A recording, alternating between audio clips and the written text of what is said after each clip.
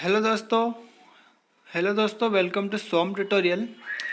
चलिए, आज बड़े दिनों के बाद मैं आपके लिए लेके आया हूँ मैथ्स का इंट्रोडक्शन टू ट्रिग्नोमेट्री चैप्टर। चलिए करते हैं स्टार्ट। और देखिए ये वीडियो लास्ट तक, बहुत ही इंटरेस्टिंग चैप्टर है। तो इसके मैं कुछ वीडियो पीपीटी से डालूंगा और कुछ वीडियो में लाइव वाइट बोर्ड पर डालूंगा। चलिए करते हैं स्टार्ट। मान लीजिए कि हमारे पास एक ट्रायंगल है ए बी और सी। ठीक है, तो जो बी एंगल है वो राइट एंगल ट्रायंगल है। ठीक है, तो वो 90 डिग्री एंगल है जो बी वाला एंगल है।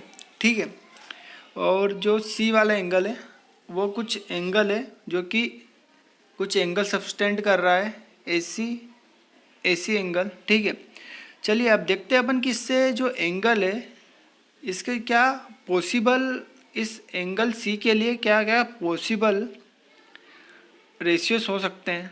ठीक है, स्टार्ट करते हैं।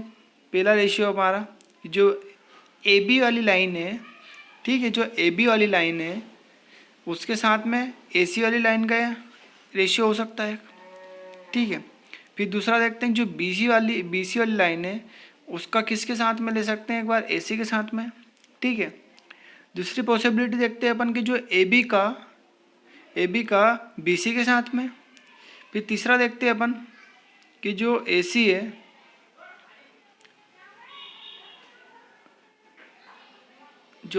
है उसका ए बी के साथ में। फिर ए सी का बी सी के साथ में। फिर बी सी का ए बी के साथ में। तो ये सारे इतने पॉसिबल रेशियोज बन सकते हैं। ठीक है, इस ट्रायंगल के इनकी जो लेंथ है ट्रायंगल की ए सी बी सी और ए बी, इनके पॉसिबल रेशियो से जो है 6 रेशियो हो सकते हैं जो कि मैंने स्क्रीन पे दिखाया हुआ है। ठीक, अब क्या किया, कुछ साइंटिस्ट आए हैं और इन्हें कुछ नाम दे दिया जिनको क्या बोलते हैं ट्रिग्नोमेट्रिक रेशियोस। और इनके नाम दे दिए, साइन दे दिया, कोस दे दिया, टेन दे दिया, सेक दे दिया, कोसेक दे दिया, कोट दे दिया। ठीक है, तो सब के नाम अलग अलग दे दिए और उनके जो रेशियोस है उनके इक्वल है। ठीक है, तो देखते हैं अपन के कौन कौन से रेशियोस है और इस ट्रायंगल की ए बी साइड को क्या बोलते हैं, बी सी साइड को क्या बोलते हैं और ए सी साइड को क्या बोलते हैं। ठीक है, जैसे कि हमने 9th क्लास में पढ़ा था कि जो ए सी है इसे हम हाइपोटेनस बोलते हैं। ठीक है, जो राइट एंगल की ये ए सी हाइपोटेनस है, बी सी क्या है, बेस है, और ए बी क्या है, परपेंडिकुलर है। ठीक है, ए बी परपेंडिकुलर है बी सी पे। तो जो एंगल दिख रहा है हमें थीटा, जो एंगल सी है ये वाला, इस एंगल के जस्ट अपोजिट साइड है। तो ए बी को हम क्या बोल देते हैं, अभी opposite side to angle C. और ये वाली जो साइड है कौन सी, ये वाली बी सी, ये एंगल के एडजेसेंट साइड है। इस एंगल सी के एडजेसेंट साइड है, तो इसे क्या बोल देते हैं एडजेसेंट साइड टू ए सी। और जो ये वाली लाइन है इसे क्या बोल देते हैं हम, हाइपोटेनियस। ठीक है, तो अब देखते हैं अपन ये इनकी जो नेमिंग मैंने बताई वही नेमिंग है, हाइपोटेनियस, और ये side opposite to angle C. ठीक है, तो जो अब देखते हैं जो साइन सी है, मतलब जो एंगल सी है उसमें साइन सी की वैल्यू क्या होगी, ए बी अपॉन ए सी। मतलब जो ए बी अपॉन ए सी ये रेशियो है, ए बी अपॉन ए सी, उसे हम साइन सी बोलेंगे। ठीक है, साइन सी बोलेंगे। अब नेक्स्ट वाला रेशियो देखते हैं कि जो A B by B C है उसे क्या बोलेंगे, A B by B C को टेन सी बोलेंगे। मतलब टेन सी, सी क्या है, वो एंगल है, कौन सा, ये वाला। ठीक, अब देखते हैं अपन अगला cos of C. Cos of सी क्या है, बी सी अपॉन ए सी होता है। ठीक है, बी सी अपॉन ए सी के रेशियो को हम बोलते हैं कोस थीटा। थीटा यहाँ पे क्या है, सी है। अगला देखते हैं कि जो ए सी अपॉन बी सी का जो रेशियो है उसे हम कोसेक सी बोलेंगे। ठीक, अगला रेशियो है अपना ए सी अपॉन बी सी। ए सी अपॉन बी सी के रेशियो को हम बोलेंगे सेक थीटा, जो कि सेक सी होगा, ठीक है। और ये B C upon A B के रेशियो को बोलेंगे हम कोट सी, ठीक है। अब चलते हैं ये जितने भी हमने पॉसिबल रेशियोज देखे हैं, ट्रिग्नोमेट्रिक रेशियोज, इन सबको क्या बोलते हैं हम? ट्रिग्नोमेट्रिक रेशियोज, ठीक है।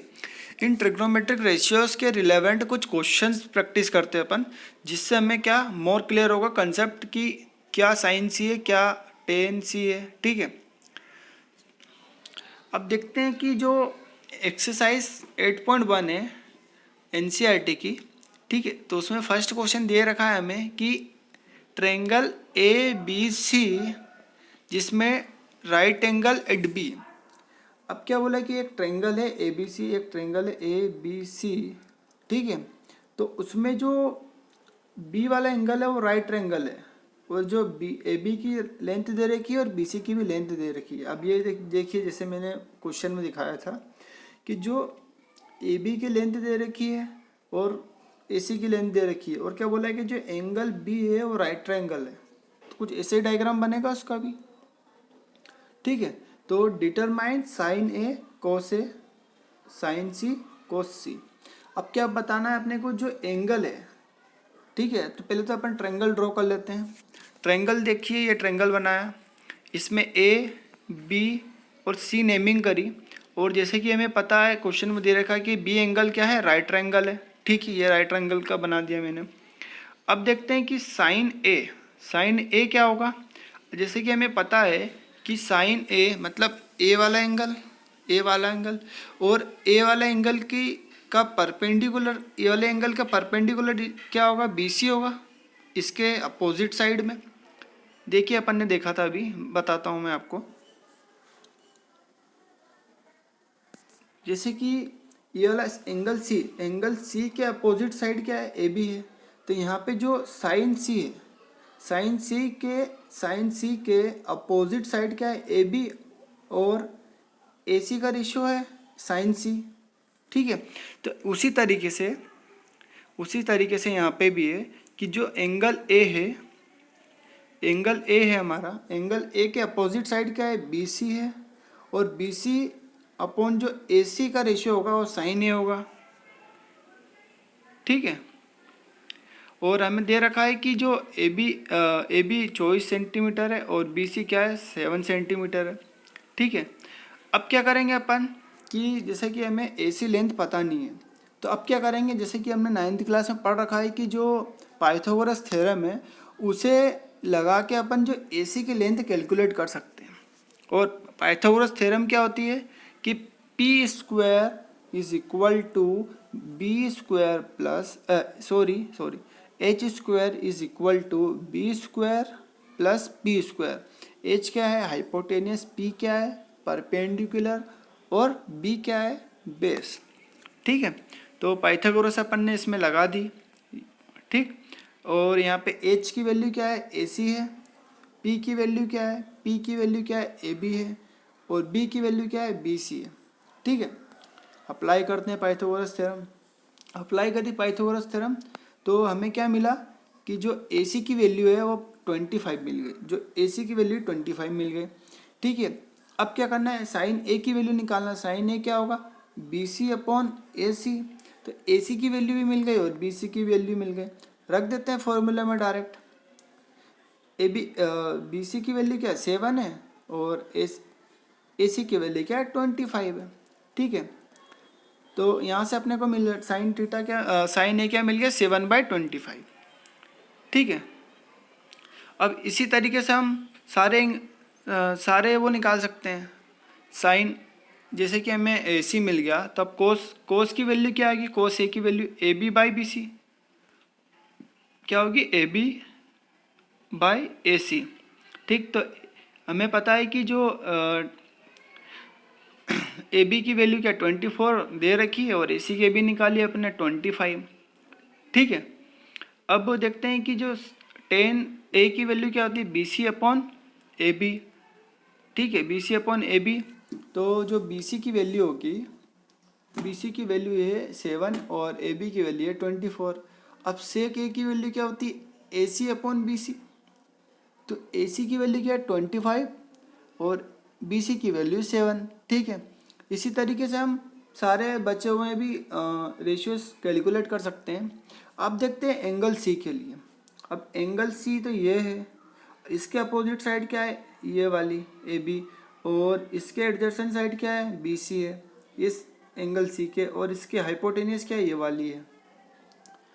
अब देखते हैं कि जो साइन C है, साइन C के लिए रेशियोज चेंज हो जाएंगे, ये वाले एंगल के लिए सारे रेशियोज चेंज हो जाएंगे। ठीक है, तो हमने देख लिया है कि जो साइन C क्या होती है, साइन C होती है कि ये अपोजिट साइड और हाइपोटेनियस का रेशियो, एंगल की अपोजिट साइड और इसकी हाइपोटेनियस का रेशियो। क्या है हाइपोटेनियस का रेशियो, 24/25। कोस C देख लेते हैं, कोस C क्या होगा, BC अपॉन AC, मतलब इसके एडजेसेंट, इस एंगल के एडजेसेंट साइड अपॉन हाइपोटेनियस। ठीक, तो ये क्या होगी 7/25। टेन C क्या होगा, टेन C होगा हमारा AB अपॉन BC। ठीक है, तो इसमें BC की वैल्यू क्या है 7 है और AC की वैल्यू क्या है 25 है। ठीक है, इसी तरीके से अगला देखते हैं टेन का। टेन में क्या होगा, AB अपॉन BC।